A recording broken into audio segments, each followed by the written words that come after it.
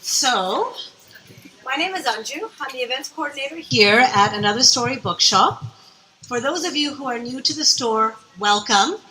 We are one of Toronto's oldest independent bookstores with a focus on social justice, equity, and diversity. We put on a lot of books, events that are related to politics, to the left, to progressive issues, and we're tremendously happy to support tonight's event, Olive and Palmyra, from Sri Lanka to Palestine, Art, Archive, and the Law, which will feature a discussion with May and Rohini El-Mohan and May El-Abdallah. So thank you to the organizers so much for hosting the event here. I know we're not the biggest space in the world, but we're your most political space in Toronto, so thank you for coming. I'd like to acknowledge that we're on the Indigenous territory of the Haudenosaunee, Iroquois, Ojibwe, Chippewa, Huron-Wendat, Anishinaabeg, and the Mississaugas of New Credit. I'd like to thank the people who put this event together, Fatima from the Sri Lanka series, and also the Toronto Palestinian Film Festival, who are one of the co-sponsors. And today is the first event of this amazing 6-day festival that's going on throughout the city. So for those of you who don't know, check it out. There's some flyers around. You can go on their website, tpff.net. Tomorrow, there's tpff.ca. Yes, sorry, .ca. Tomorrow, there's a very special evening with two political graphic artists. Kate Evans, who wrote a book called Threads about the refugee crisis in Calais, and she's from the UK. She'll be at OCAD at 6 o'clock at the Learning Zone to present her work about war and migration. Then, right after that event, you can walk across the street to the main building of OCAD and go to a reception with Joe Sacco and Leila Abdel-Razak, who wrote Badawi. And there'll be a reception and then a big talk with the two of them at 8:30 at the OCAD auditorium. So that's something, of course, to check out. We're co-sponsoring both those events. On Saturday, we're co-sponsoring two Palestinian writers, Leila Abdel-Razak and Hala Alian, who wrote Salt Houses. They'll be at TIFF for the Toronto Palestinian Film Festival as well. And at the bookstore, we have a number of other events that we put on. On Monday, September 25th, we've got the book launch for David Cheriandi's novel Brother, which is set in Scarborough, looking at immigrant and Black communities and police violence. It's a fictional book. On Saturday, September 20th, we've got a children's book launch looking at gender identity. We've got Misha Bruegel-Grossman, October 3rd. We've got so many things, and very specially, we've got our 30th anniversary party, which is happening here all day on Saturday, October 21st. Every single book will be 20% off. You can buy books tonight, but you can look at all the books you might want to buy and make sure you come back on Saturday, October 21st. We have an email list at the front desk. You can like us on Facebook. You can follow us on Twitter. And everything that we do, we share on all those platforms, Instagram as well. So, without further ado, I would like to introduce Fatima, who will be hosting the evening and introducing the night. So thank you all for coming. Turn off your phones. There's bathrooms down the stairs. And again, there still are seats up for grabs if anyone would like.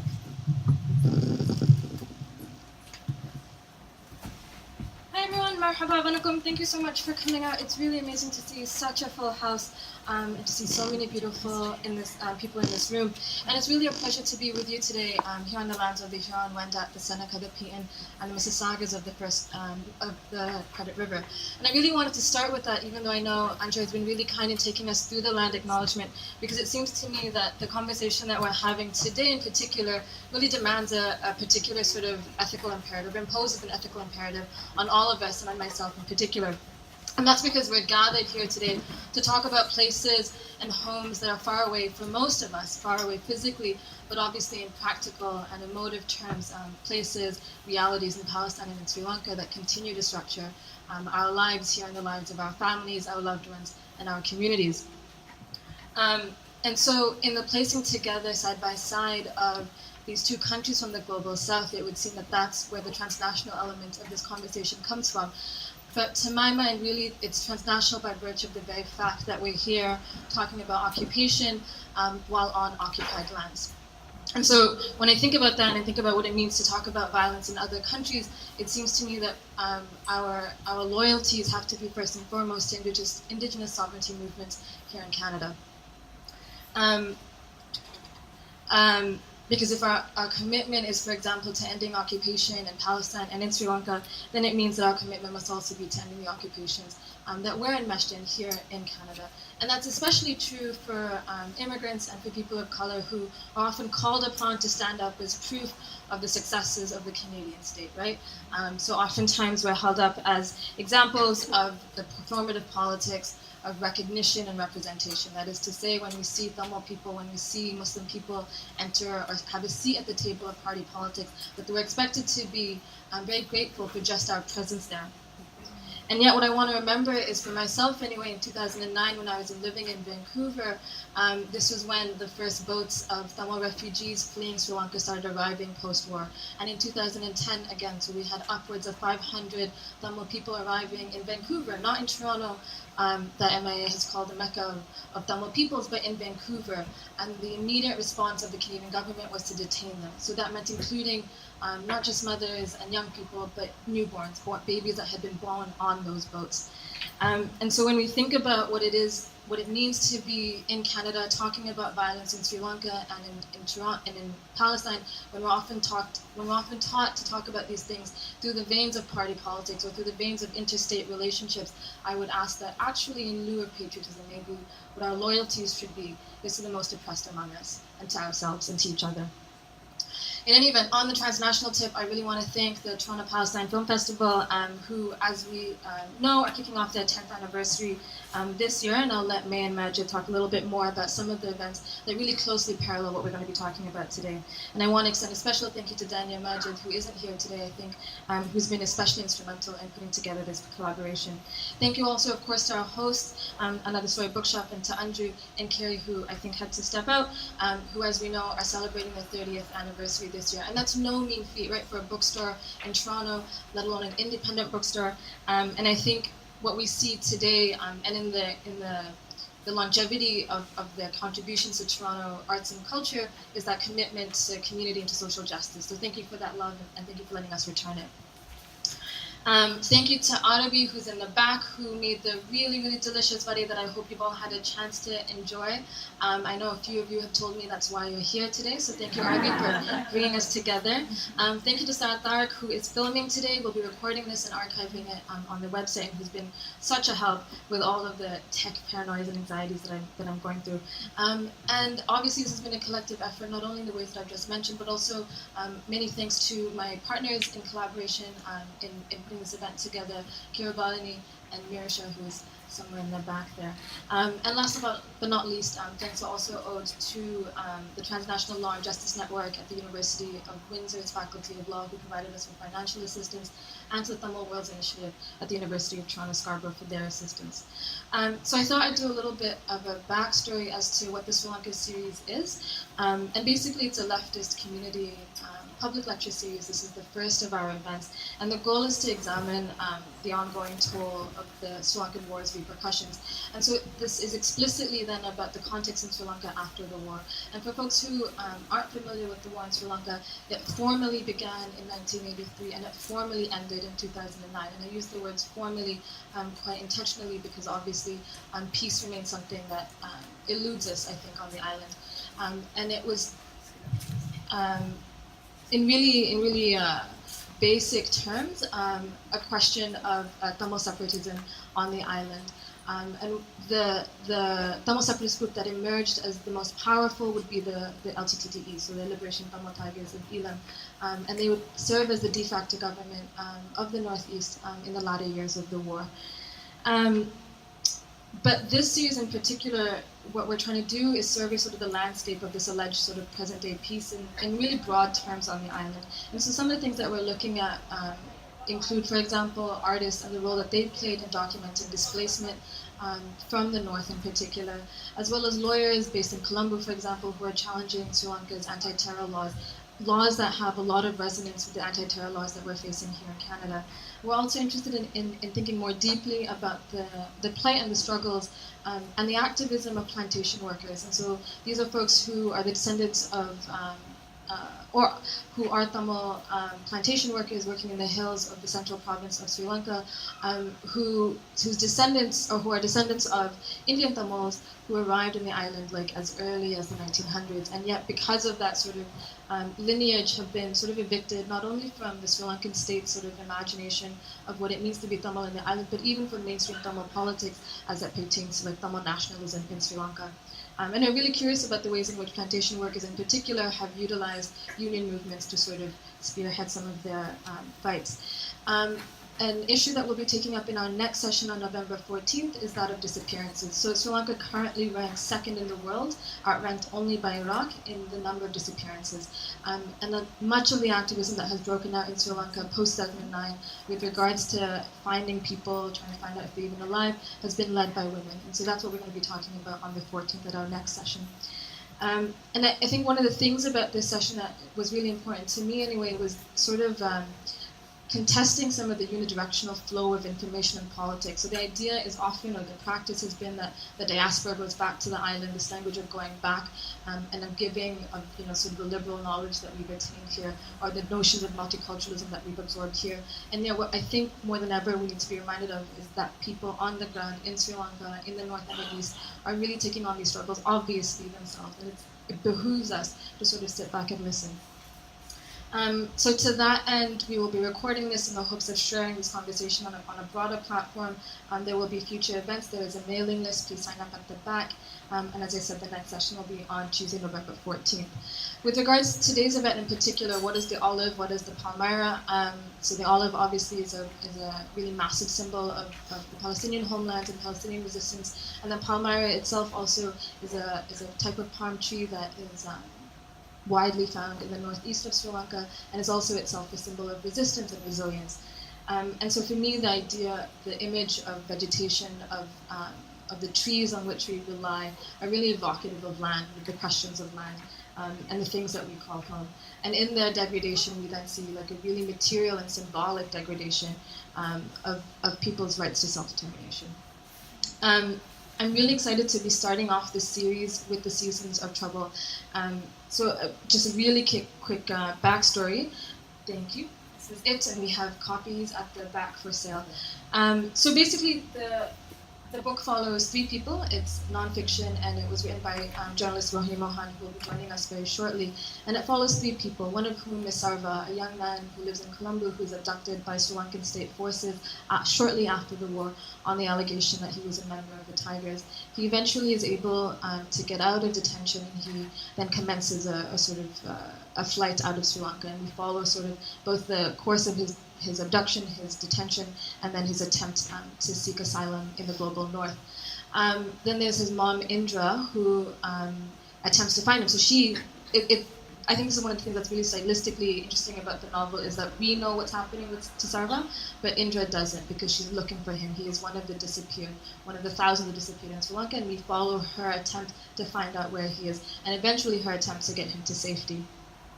And third is Mohel, who joined the Tigers when she was a young child, and would eventually serve in the Tigers as both a cadre, as a soldier, and later as a photographer of the dead. Eventually, near the end of the war, she would leave the Tigers in order to protect her family, and we go into a little bit of detail as to what that experience is for her, in particular the experience of trying to be rehabilitated back into civilian life. And I won't say too much about her, because I know we'll be talking a lot about her today. And I think I chose this particular novel to start this series for three reasons. One is that in terms of content, there are very few books that talk about post-war Sri Lanka. A lot of the literature and the advocacy about Sri Lanka, in book form anyway, has been devoted to sort of the atrocities that were committed during and just before and after 2009, and with good reason, right? Like, there was one of the largest massacres in recent times, and yet there's been less attention, I think, placed on what peace has looked like, or what hasn't looked like in the island since then. And of the books that come out on the situation post-2009, Rohini Mohan's, I think, really stands out as the best. And I say that with, some sadness also, because we don't have a book similar to this coming out of Sri Lanka itself. And that raises really important questions as to why it is so difficult to have this writing done in the island by folks who've been directly impacted by the war. The second question, or the second theme that really makes this book stand out for me is is the ways in which it navigates both the journalistic form, it is a non-fiction account, and the narrative. So you're reading this book, and to my mind, it really felt like a novel. So you sort of got sucked into the story. And that's really important because a lot of advocacy around the Sri Lankan war has been accounting of the dead, right? Like it's been like this many thousands of people have died, this many thousands of people are still in refugee camps, this many thousands of people have disappeared, have been tortured, have been raped. And the question of who these people are, the stories and the lives that really animate those numbers, has been harder to get to. So this book does that in a really powerful way. And I know the third thing for me was like the timeliness of the book. Like it remains if you read this book, one of the things that I can say without having to give a spoiler alert is that there's no happy ending, right? Like it's relentless in its depiction, in its depressingness, because that is literally the situation on the ground. And in that way, it remains a book that has so much urgency and timeliness, even in this moment, 6 years after the war. 8 years after the war. So I'll just do a really quick introduction to our speakers today. So Rohini, who I will be dialing in shortly, is an Indian journalist who writes on politics, environment, and human rights in South Asia. And for over a decade, she's written articles for several publications and websites, including Al Jazeera, the New York Times, the Halka, and the Hindu. She has lived in New Delhi, Chennai, and New York, and is now based in Bangalore, India, from where she's Skyping in today. And I have to say, it's like some ridiculous hour in Bangalore at the moment, so we were really grateful that she would do that. She has a master's in political journalism from Columbia and a PG in print journalism from the Asian College of Journalism in Chennai. And she speaks 4 South Asian languages: Hindi, Tamil, Malayalam, and Kannada. And our moderator is El-Abdallah, who is a lawyer currently working at admin oversight. Prior to that, May was a civil litigator. I've known May through her community building work, and I know she's worked on organizations like Outreach, the South Asian Legal Clinic, Maytree, the HIV/AIDS Legal Clinic, and AQSAzine. And she's also an active board member with both the Canadian Association of Muslim Women in Law and the Arab Canadian Lawyers Association. So before we get into the reading, one housekeeping note that I would say is that we're passing around a notebook. I think Marisha has it. So if you have any questions that you'd like to ask Rohini during or after the session, just write them down and we'll collect them and go through them after May and Rohini have had their conversation. So I'm going to invite, and I know that I spoke really, really quickly, but I hope like it's slow enough that you caught maybe 50% of it. But now I'm going to invite Majid to talk about the Palestine Festival. Thank you. Hello. So, thanks, Fatima. I'm going to keep this brief. Fatima covered quite a few details. So we're celebrating our 10th year. So this is the Toronto Palestine Film Festival. We're celebrating our 10th year. Our first event is happening tomorrow at AQSAzine. It's going to be a book signing and a reading with Joe Sacco. We're opening the night at TIFF on Friday night. It's going to be ghost hunting. At the same time, that same night. So that would be the opening night. On Saturday, that's Thursday. On Friday, Saturday, and Sunday, we will be playing screenings at TIFF throughout the days. We have a special event going on this year at George Weston Recital Hall. We will be bringing the brothers Trio Gibran. You may have seen some posters throughout the city. I've been running around posting like crazy. So that will be playing at the George Weston Recital Hall at 7 o'clock. We're going to open the doors. They are a special group, 3 brothers that play with oud, and it's quite unique. If you haven't listened to them, check it out on YouTube or something like that. You'll love them. We're still selling tickets at the box office and online, so check out tpff.ca for those. Going back to the festival at TIFF, we also have workshops going on, special events and art shows. So check out the program. I will be leaving a bunch of programs at the back. There might not be enough, so I'll be leaving some blue cards with tpff.ca reference on the back. Also, I'm not going to forget about Trio Gibran. I'm going to leave those at the back as well. All right? Definitely check out the programs. It's going to be a fun year. It's our 10th year. Help us celebrate. And that's it. Thank you.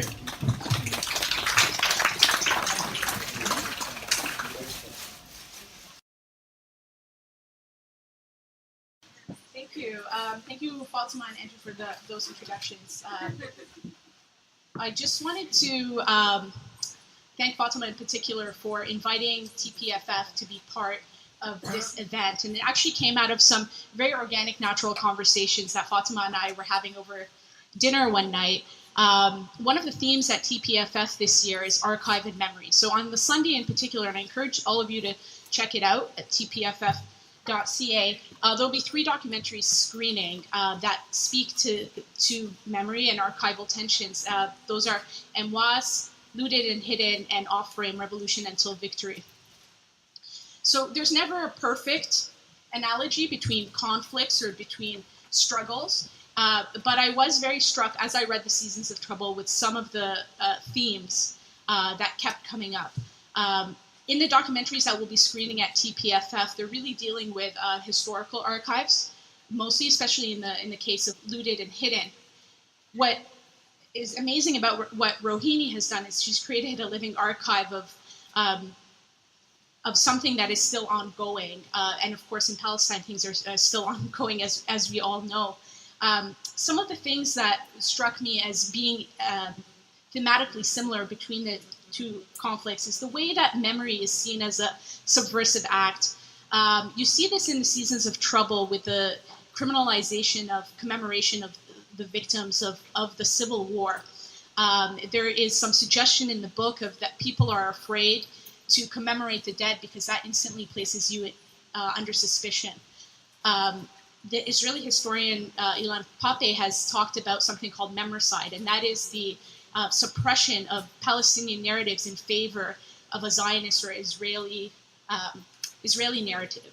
And part of what you need to do when you do that is you need to criminalize Palestinian memories. One way that has happened in the Knesset, in the Israeli government, is that in 2011 a law was passed, although some would say it hasn't been implemented yet, allowing the government to revoke funding for organizations that use Independence Day as a day of mourning. So we say Nakba Day amongst Palestinians. It means catastrophe. Very apt. The second thing that struck me is this appropriation of physical land and the building atop of ruins, and this this movement towards trying to erase the memory of the land itself. In The Seasons of Trouble, there is some discussion around tours that have now go into the north of Sri Lanka that kind of say this is where the government can glamorize and say this is where we won, and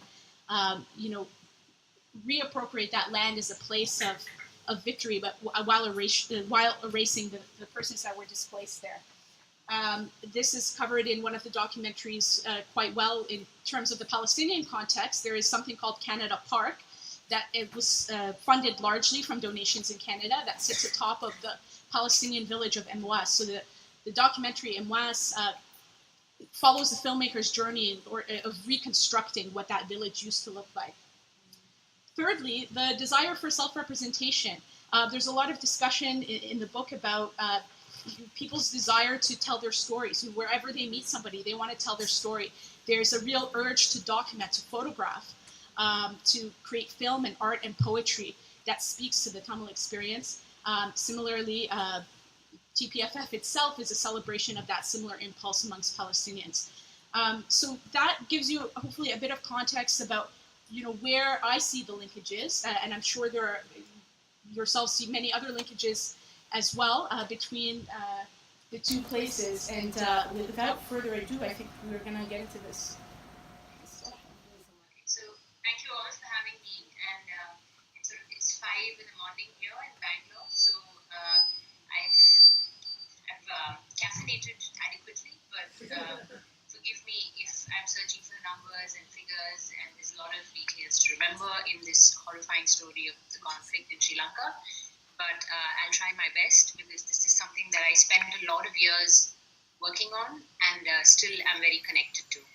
So first, let me start out reading a section of the book. At any point, if I'm not audible or not, you can't see me, I think the not seeing is going to come on and off because this is Indian internet. But at any point, if you can't hear me, someone can just send me a message on this Hangouts and I'll stop and we'll figure it out. So I'm actually reading from page 5 of the book, The Seasons of Trouble, and this was published in 2014. But this scene that I'm reading is from June 2008. Each section, each chapter of the book, I spend some time with each character, each person of the 3 that I've written about. So this one is about Sarva, who at this time in June 2008 is 28, and he's just come back from having applied for a job to go on a ship to Greece, I think, to work on the ship, work on deck. And he has some sort of diploma in engineering, and he's just given his medical certificate to the employers and is just now on the road. So I'm going to start the reading. The trishaw drove past the Peta bus stops, honking and weaving through hordes of people crossing the road. The recruitment office Sarva wanted was on Armour Street, and they were almost there. There was no reason to hurry. June in Sri Lanka brought on everyone's worst mood. The oppressive humidity and heat seeped right through one's clothes and into one's nerves.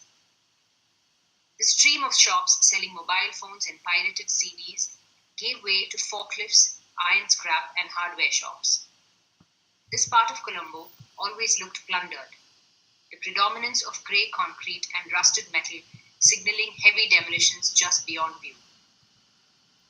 The trishaw driver asked Sarva in Sinhala if he was sick.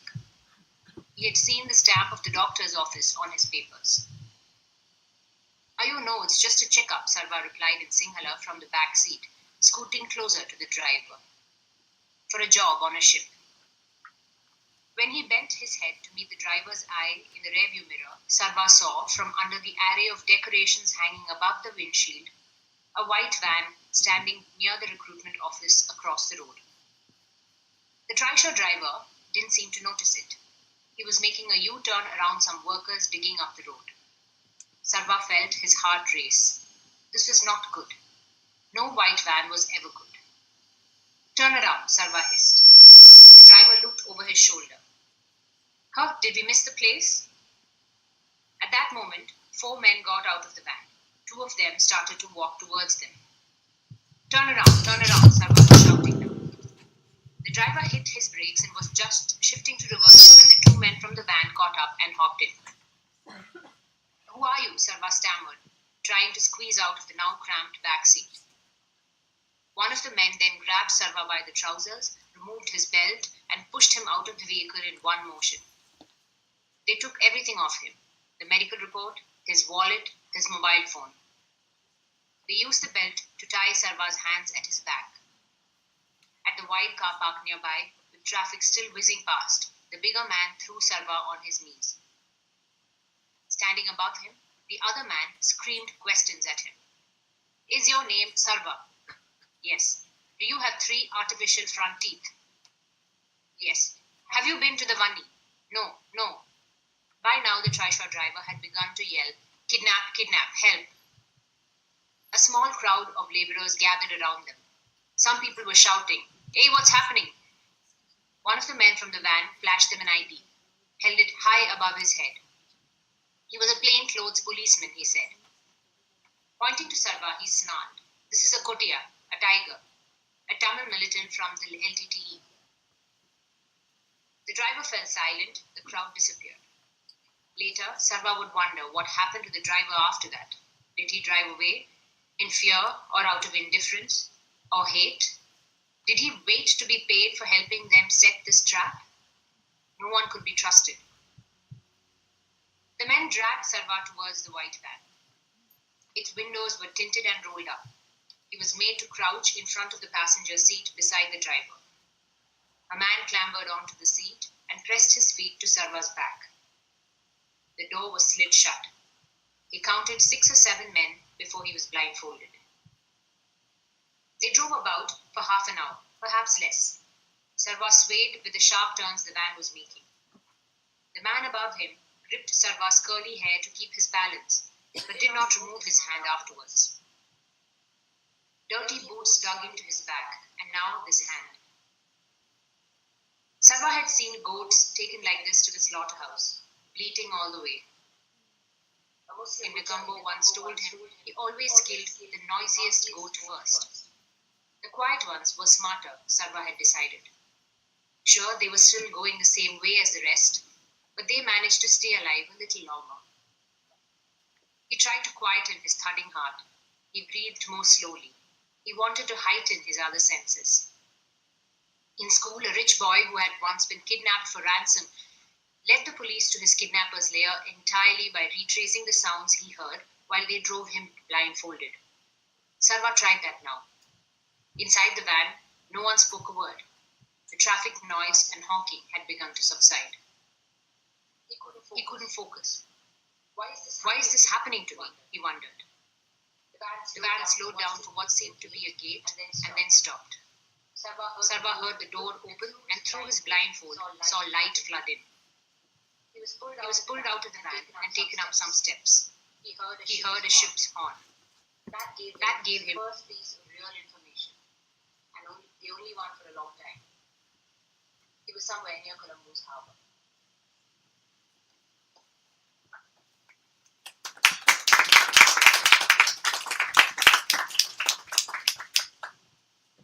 Okay, well, thank you for that reading. I think that gives a great kind of introduction for the members of the audience to the richness of detail that you have in the book. It's quite stunning in that. I think Fatima used the word novel earlier, and I think that's because it reads with such detail that you almost feel like you're reading a novel sometime. So not only are you documenting the physical realities of the war, including Sarva's disappearance, what you do in this book that I think is quite incredible is that you document what's undocumentable, which is people's interiority as they face the conflict. I imagine that takes quite a bit of intimacy and trust to build those relationships. So perhaps you can let us know a little bit more about how you came to know the individuals in the book and how this project came to be. Yeah, thank you for what you said about the book. A lot of it was the structure of the book, the people that I've written about, and the subject of Sri Lanka itself, my being Indian. All of this just was something that fell into my lap. I could also say that as I became more involved in reporting it as a journalist, I started out reporting in Sri Lanka simply as another subject that I was feeling drawn to write about. But over time, I felt more and more responsible to do a more in-depth work. More responsible, not only to kind of, because it was the biggest conflict or the worst kind of civil war that I had seen, even though I had reported on some similar ethnic conflict in India. But nothing of this scale, nothing of this time period, nothing that drew so many people into it, and definitely not with the kind of detail that I had reported on at that time. But the responsibility was largely to the particular people that I continued to meet over 5 years that I went to Sri Lanka.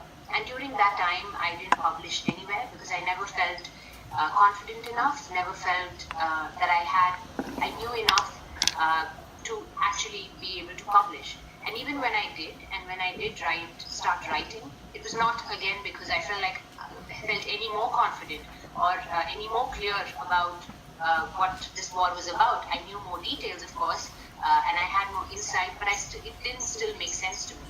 But at that point, I started writing only because these 3 people and many others that I had met over several years and had several conversations with started to ask me why nothing was coming out, what was the point. And what was the point of all these conversations? Was there a point to telling someone a story? Was there a point to recording something or documenting something if nothing came of it?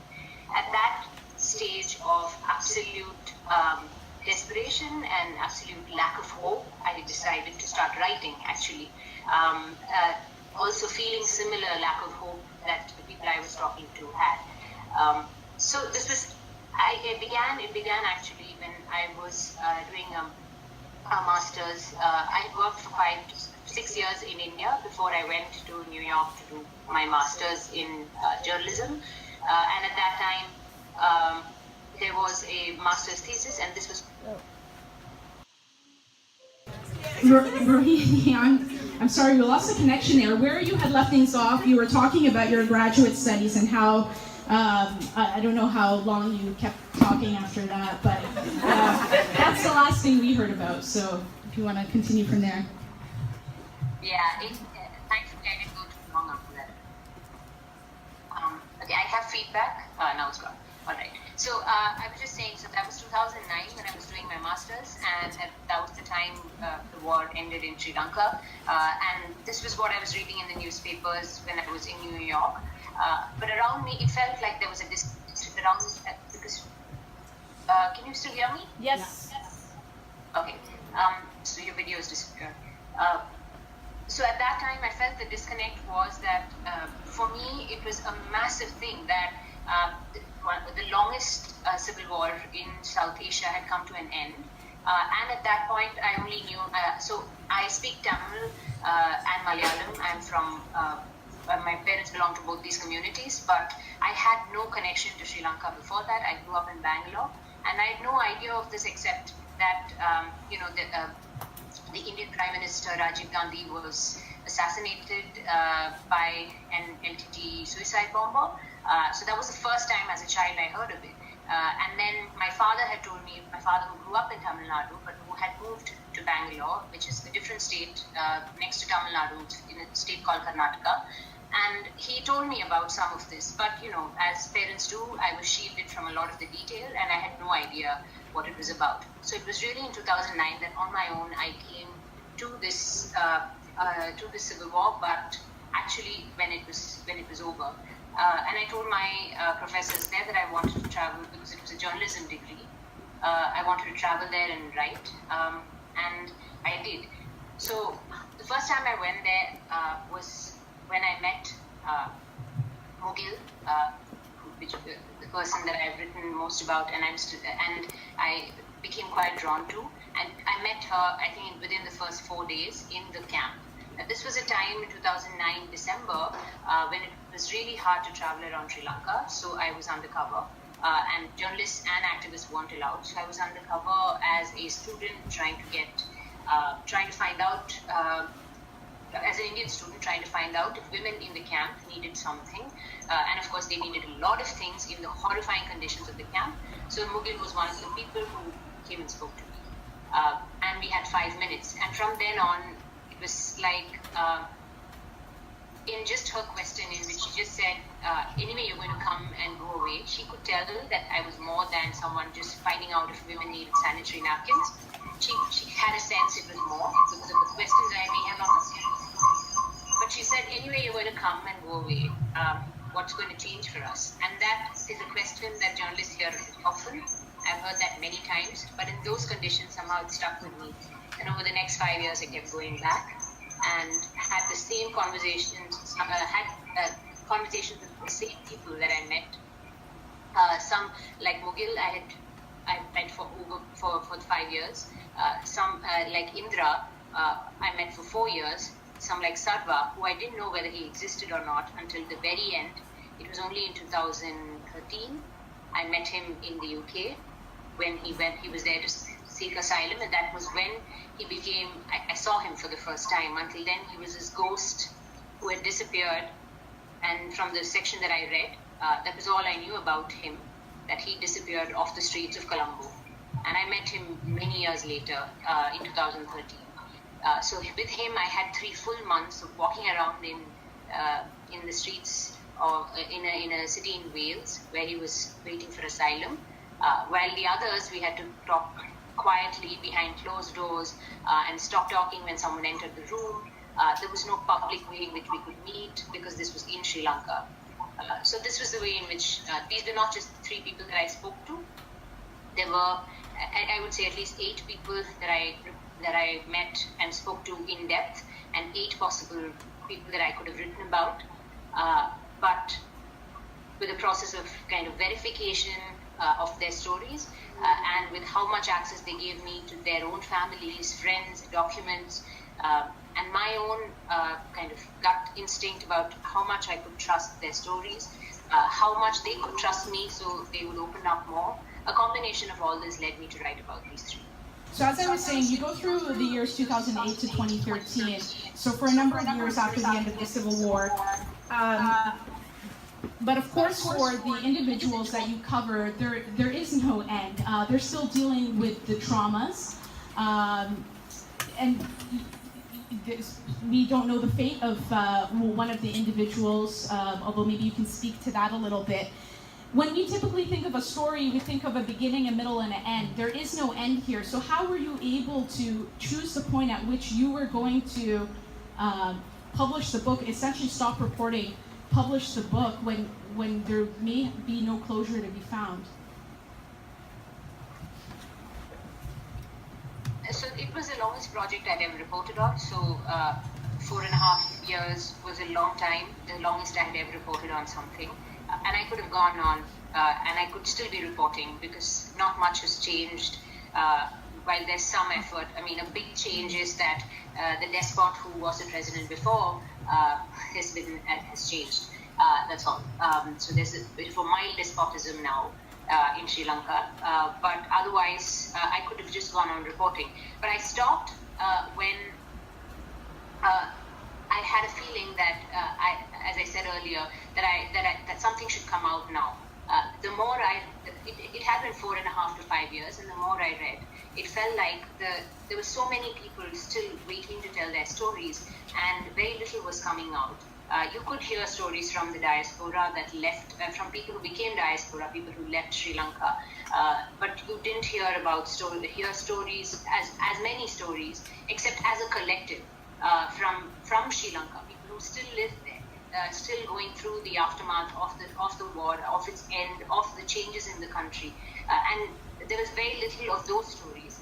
And there was something that that many of these people told me, and especially Mughal and some of the other activists, the people that I met in the 1 week, they all told me about that there was a growing gap between the kind of interest that people that the Sri Lankan Tamils in the diaspora had, perhaps people like you, and those inside Sri Lanka, and they felt like the conversations around the LTT was continuing outside, the conversations about the kind of being drawn as victims of people inside Sri Lanka continuing to be projected as victims. It was all something that they were feeling uncomfortable with. And across the country, and also the Sri Lankan president at that time, Mahinda Rajapaksa, didn't seem to care at all about what actually, what the Western countries or anybody else, what they thought about his work, what they thought, the criticisms about the war crimes, about the human rights violations, and the majoritarianism that was increasing in Sri Lanka. None of this seemed to matter to the president. And at that time, I felt like the only thing I could do, and the one thing that I am able to do as a journalist, is to just put stories out there, simply as record. At the same time, the reason that, and I wanted to do it chronologically because there's no other way to describe the kind of assault that people have to face, not only of like everyday violence, but also of just simple survival, of like trying to find. There is a whole story between finding something to eat in the morning and finding something the next meal. There is a whole story there, but it was so. You don't hear about this. You were hearing about the kind of geopolitics. We're hearing about the policy decisions, or Mahinda Rajapaksa and the Senegalese Buddhist groups that were starting to attack Muslims in Sri Lanka. This is what you were hearing, but the kind of minute real life stories of what it is like to live in a country that suddenly ended its war after 30 years, and now you are suddenly a second citizen. You have no other. Not only is the LTT, which was the one representative at that time they had, is gone, but now for all the choices you made over 30 years, you're paying the price. And if you didn't make any choice, you were just kind of swept along with the price that everyone else was paying. And this is kind of why I write the book and ended it the way I did, because it continues a lot of the aftermath. A lot of its effects on personal lives of people continues, and they're still remembering every day some things that they have suppressed, some things that they may have forgotten actually, some things that they're revising in their heads, retelling those stories to themselves in a different voice, in a different understanding, either for comfort, or now they are able to be angry, or because there is some hope of a solution, maybe they're seeing some use in telling the story. So things are changing, and this is it didn't. So I had to stop at some point and write the book, because I wanted to put a lot of stuff on record for a political reason, that if I simply put 3 people's stories on records, at least those 3 would be true. And when a government was saying there were 0 casualties and no one died, which is ridiculous in that kind of a war, that they were saying no one died. And if I could even write about one death that one person in my book had witnessed, that is one person who is calling truth to power to a government that is saying 0 deaths. At least if I can prove 1 death, that was much more than that was pretty much the only ambition I had actually, politically. But in terms of the responsibility I had to the people that I had spoken to for so long, they wanted the story out because they felt like their particular voice was getting drowned out in a crowd. Yeah, and one of the things that you talk about being drawn to Mabel, and I was as well as I was reading the book. There's something quite extraordinary about her, and you get that through the page as well. And one of the things that's extraordinary about her is that unlike a lot of individuals, including in her own family, she was willing to name some of the atrocities that others wouldn't name. And I'm thinking in particular, you talk about in the book, she very deliberately wanted to use the word rape to describe the sexual violence that happened during the conflict. Was she atypical in that regard? Do you find that is part of the conversation that people were having, or is that something that is yet to be discussed on a large scale? Okay, the first time I met her, I had spoken to her for 5 minutes, as I said, in the camp.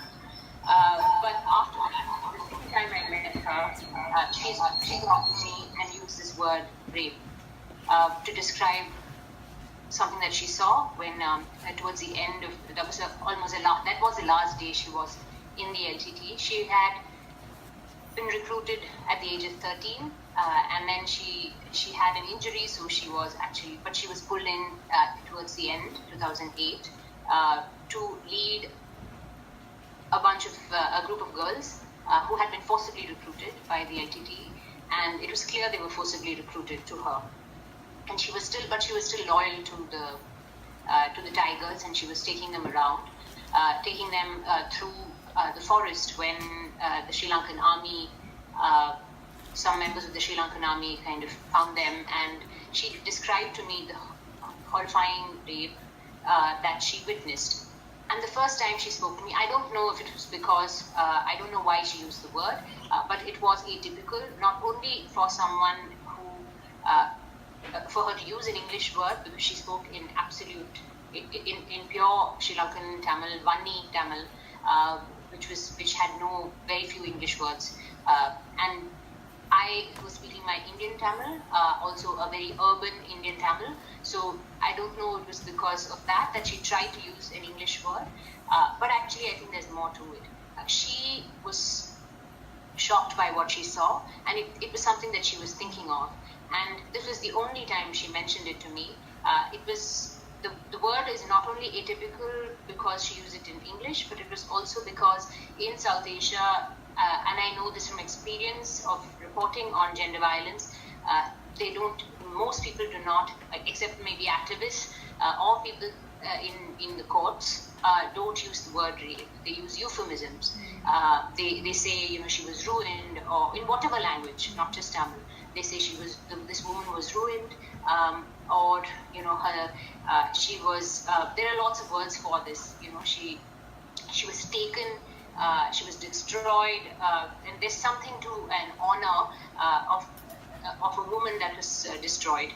Those euphemisms are always used, but I think in her anger about what she witnessed, and it was also I think at that time I was the only person, or the first person, that she was telling this to, which she told me later, that she felt that anger about it, that she could only express maybe through this alien word rape, which is alien to her, but it had all the anger that she felt. It encompassed everything in that word, because she did not feel that somebody's honor as a woman was destroyed or ruined, but she was actually angry at the perpetrator.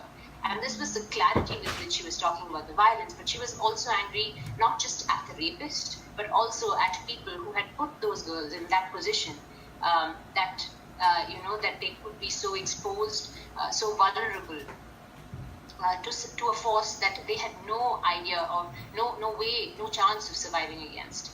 Whether through violence or whether through sexual violence, they had no chance of surviving it. And she was angry on those two counts. And I think that's why she used that word. It was atypical for a woman like her. It was definitely difficult for her to speak about it after that, because after she mentioned this to me, and I had written copious notes, and after that, when I asked her a few times, because this was the way in which I could verify many things that people were telling me, was to ask them to repeat many of the things, and ask it in different ways, trying not to torture them into reliving any trauma, but asking them in different ways. But she very clearly told me that she would never talk about it again. It was only at the very end, when I had finished writing that scene, kind of writing what she had seen, and I wanted to read it out to her.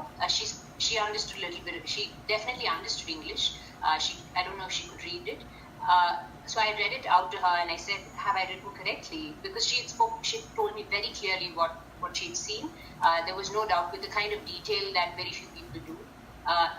And she said, "So you have what you have," and I don't think. She made a few corrections about what I had written, and she said, "I don't want to say this again." Her approach to how she felt about the rape had changed over the next few years, along with her waxing and waning about the different kinds of ways in which she felt about the Sri Lankan government, about the army, about herself, about the LTT, about Neelam. With all of those changes, the way she looked at that rape in her mind, clear in her mind, also changed. But she did not talk about the ups and downs. So the clarity and the anger with which she spoke about it in the beginning, that's what's in the book.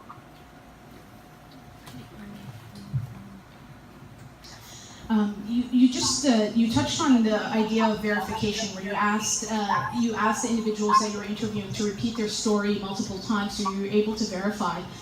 But there is really an absence of official documentation, because obviously there's an erasure that's going on at the state level. So the opportunities for verification beyond the individual seem like they must have been quite the challenge. Could you speak to that a little bit? Yeah. First of all, the hardest thing for me was that I was not Sri Lankan, so I had to depend on the visa to go to Sri Lanka, and visas at that time were definitely I couldn't have got it as a journalist, so I went on a visit visa. So because I was also reporting on a visit visa, for which you can get deported, that was one of the practical reasons for which I could not visit politicians, or I could not go to government offices and ask for details. But I know that even if I did have a journalist visa, actually then I would have probably been followed. I would have been on record, and I wouldn't have had the kind of freedom to go around as I did.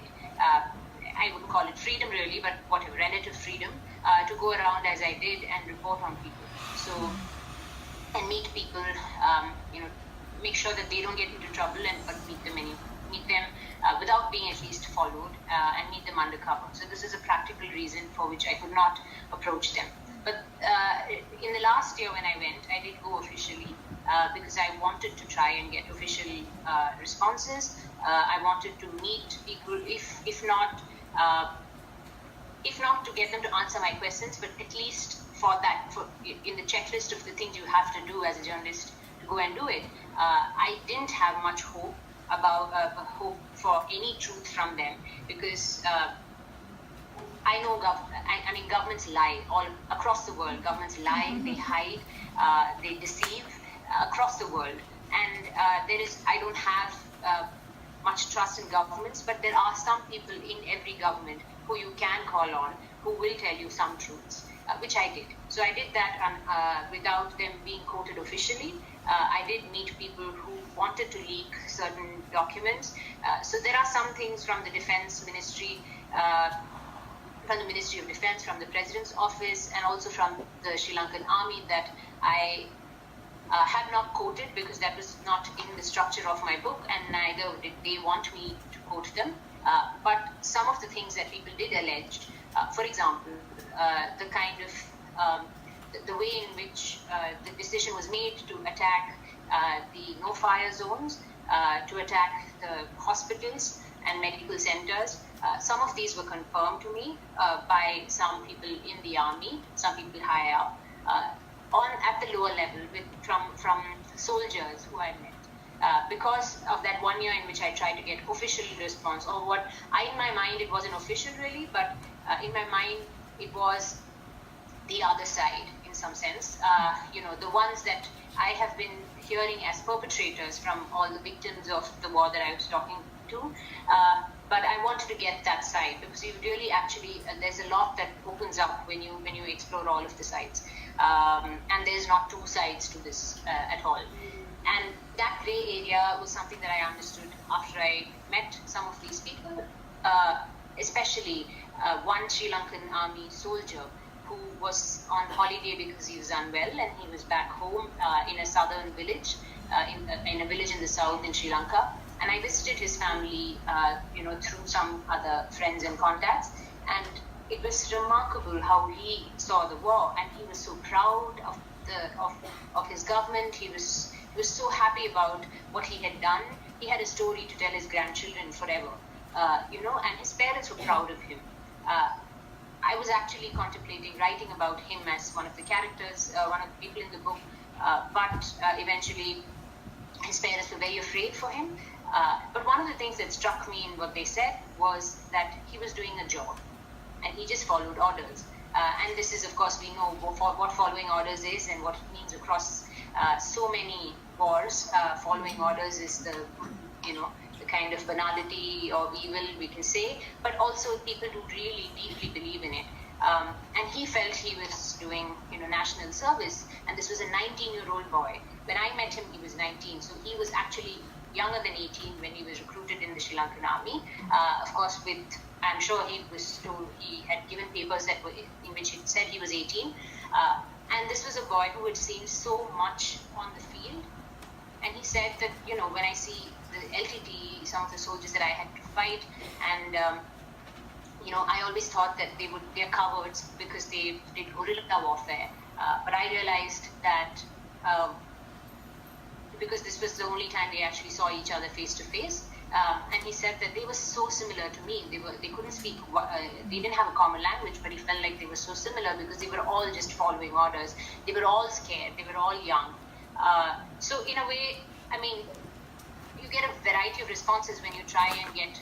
I wouldn't say this is official. Of course, this is not official. But he was a Sri Lankan army soldier, and this was the story of so many of those soldiers. And after the end of the war, they had nothing to do, and he hated cleaning parks, cleaning roads. He hated it. He had glory days in which he won an award for his government, for his country, and here he was manning a park in Colombo, and which is actually why he went on fake sick leave. So there is this violence has entered not only the lives of Sri Lankan Tamils and of Muslims and of minorities there, but has deeply affected the lives, the kind of violence that enters the lives of everyone involved because of some of the things that the government, and when you speak to this soldier, he has actually killed 5 to 10 people that he knows that he saw die in front of him. So, I mean, and then you have governments. That same day I met another government servant in the Ministry of Defense who just parroted the lines that the government was telling at the UN that nobody died. So, you know, here you have within your own army somebody telling that, you know, this many people I have killed. So the side, the official side that you want to see, you don't get truth from the government, but there are ways in which people within government do say things, and their memories, sadly, actually are harder to record because they are still in service. What they remember actually gets quoted a lot, but completely, you know, without, you don't really know who said it. So sometimes it's actually harder to attach to somebody. But I'm glad I went in search of it because I found more similarities than differences. I want to pick up on something you said. You alluded to minorities within Sri Lanka and the effects of the war on them. And I think for many mainstream sources of reporting, it really is seen as a conflict with two sides. That's certainly not the case. And maybe you could speak a little bit on who gets left out of narratives or what gets left out of those narratives.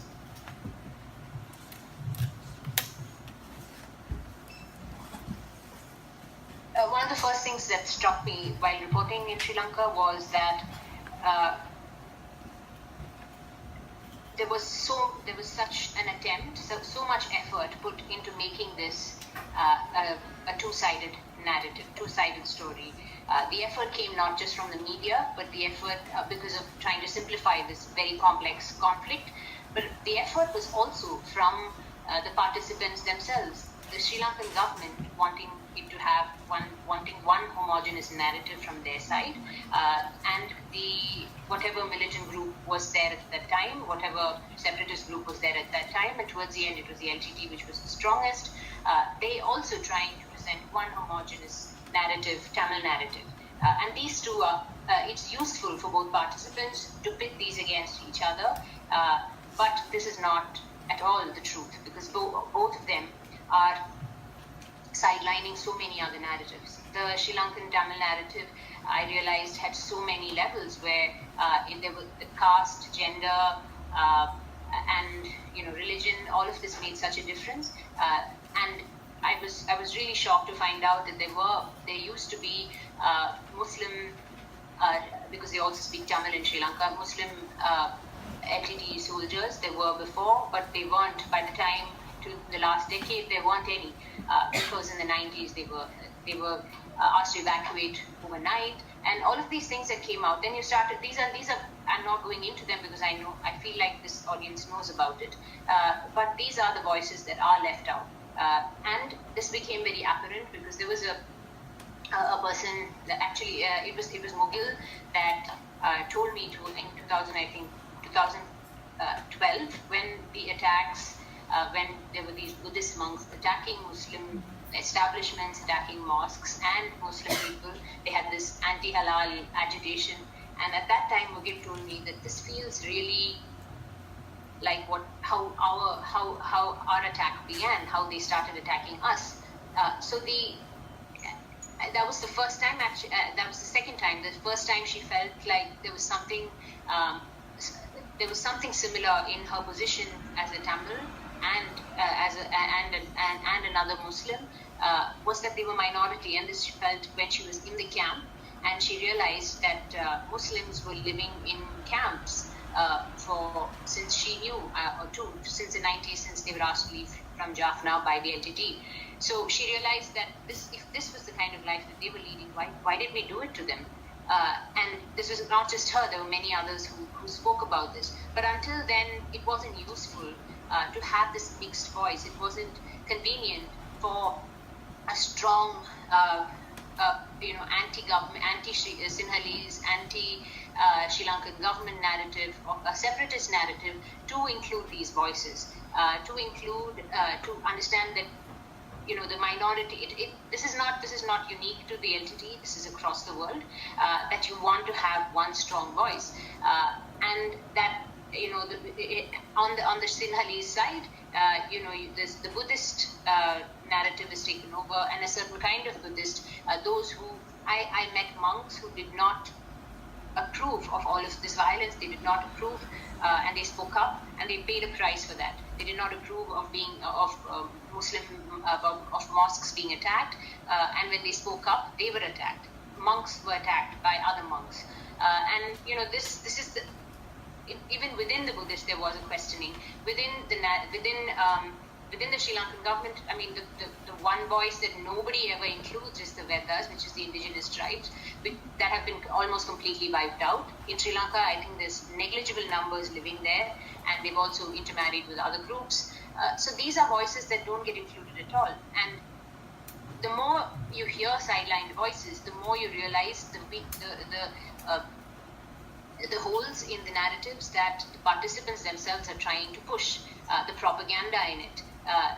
But at the same time, one understands that the reason, there was a certain Tamil nationalistic narrative was because that is the way to protect yourself, that is the way to mobilize, and that is the way to actually present a strong point of view, a strong appeal for a separate state. This was the only way it could be done. But one can't really know, and now perhaps we will never know how that Elam would have looked like. Would it have included Muslims? Would they have been allowed to live there? Would it have included plantation Tamils who were taken as slaves to work on plantations much later in Sri Lanka? Would it have had space for Sinhalese who wanted to maybe live there?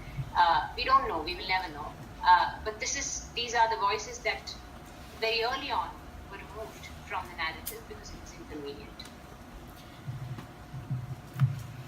There's so much to ask, but I do want to give an opportunity for members of the audience to ask some questions. There's some questions that are coming up to the front. So while that comes up here, I want to ask you what you hope readers take away from this work. It's a big question.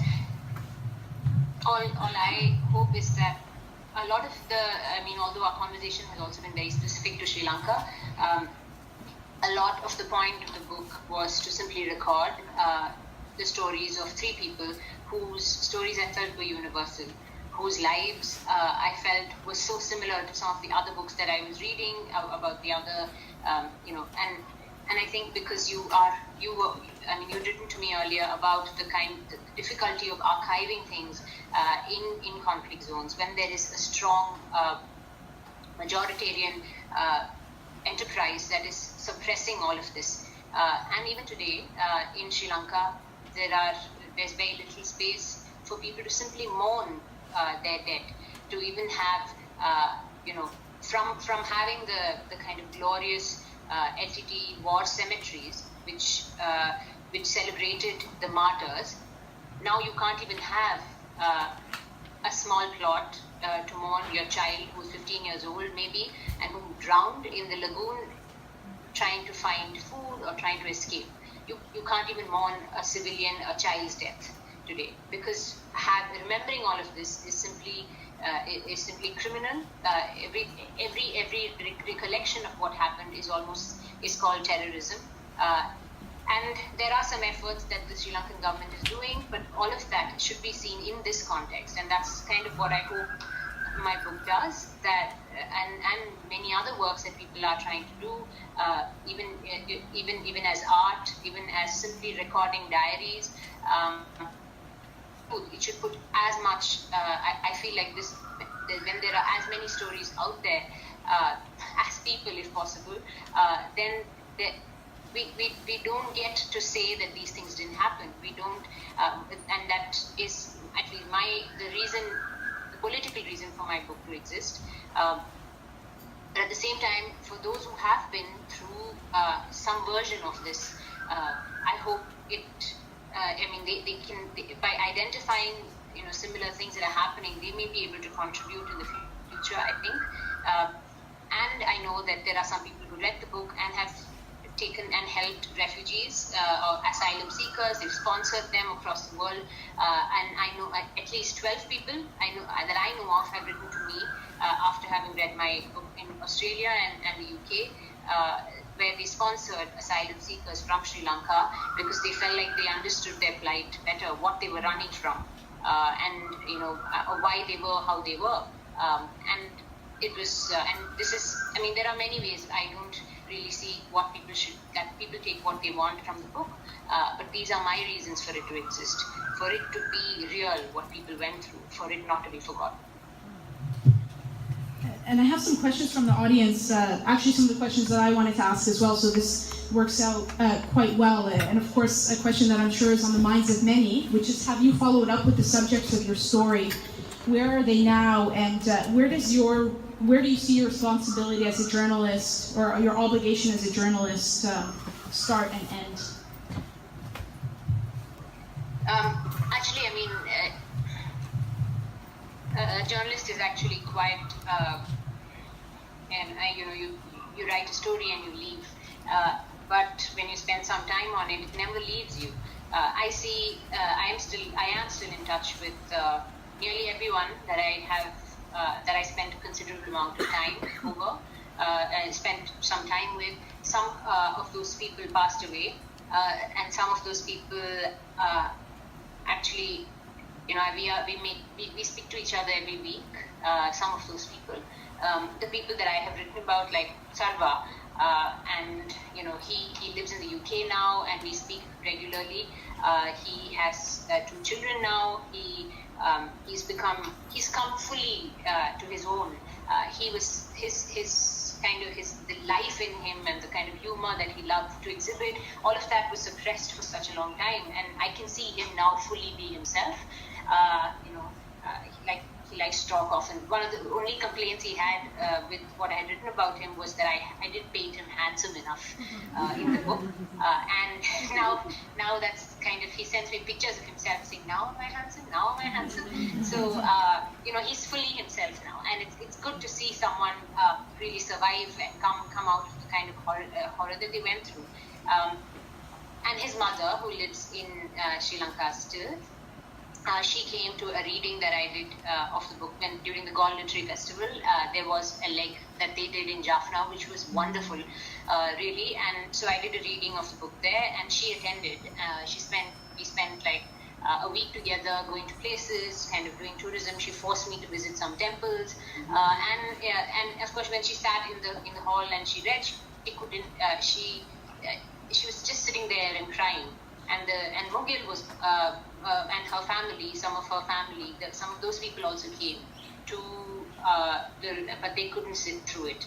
They left the room, and they later on when I met them, they said, I think we're done. We can't hear this anymore. And then of course, but that family, I am connected with that family in a very different way. They are still living in Mullaitiba. Her family, and visiting that is like you remember. I feel like I stopped too soon then in the book. You realize all the things that are still going on, and of course, so many of the activists and the friends that were so generous to me when I stayed with them, when I asked them hundreds of questions. All of this, still continues, and some of them still complain that I don't go back to Sri Lanka and write about it. But I feel like now there is space for people to speak themselves, and nobody can tell the story better than those who went through it themselves. I did something, and I published this book when people couldn't open up and couldn't speak, and were not equipped at that time to fully make sense of what was going on.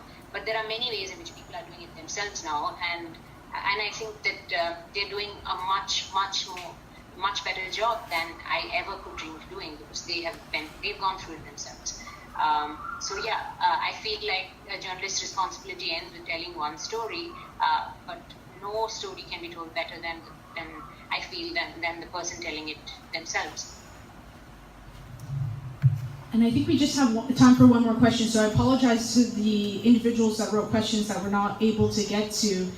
The next question is, have you received any retaliation from the state of Sri Lanka for the book?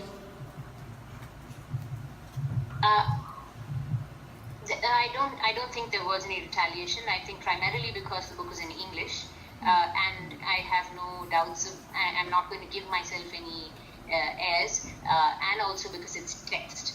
I know that there are there are films and there are pictures that come out that face much more retaliation, because those are seen as somehow as greater proof, and any text, any writing can be denied.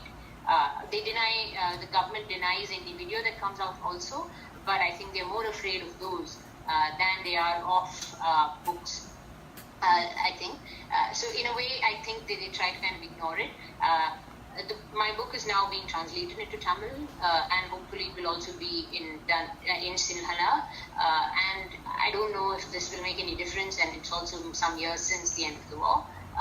But I think Tamil and Sinhala books or writing actually shakes people up more. So this is an English book, so I haven't really faced retaliation. During the reporting, however, however hard I tried to be safe and to not put other people into trouble. I don't think, as far as I know, anyone I met was in trouble. But I do know that I was followed sometimes, a few times, and some of my notes, when I got back to India, at that time I lived in Delhi. When I opened my check-in luggage, my notes had disappeared. I mean, it was neatly zipped back. Some notes had disappeared. Some of my, it's not a hard disk really. Like some material, digital material, had also disappeared. So this is the extent to which I faced. I like to think that was because I was really careful, but actually I think maybe I was just lucky. Thank you so much, and I hope you're still there to hear my thank you. You've given so much of your time and your knowledge, and you've shared it with us today. And it's very, very early for you, so thank you so much. Round of applause over here. I'm going to hand the mic over to Fatima, and she's going to say a few closing words.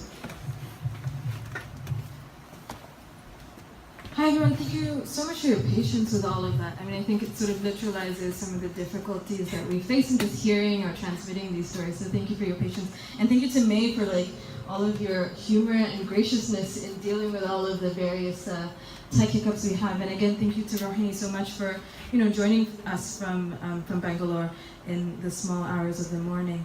I just wanted to close by saying that our next session will be on the 14th of November, and we're working on getting the details out. We're going to be featuring Darsha Jagadishwaran, who is working in Jaffna currently at the El-Abdallah Center for Policy and Research. And specifically, we're going to be talking to her about what it means to have, as of this year, women on the streets, literally on the streets, camped out for hundreds of days. We're going on upwards of 200 days now, protesting, trying to find out where their family members are, just to live with the disappearance of knowledge, or the lack of knowledge of where it is that your family is and how they are, let alone whether they're alive or not.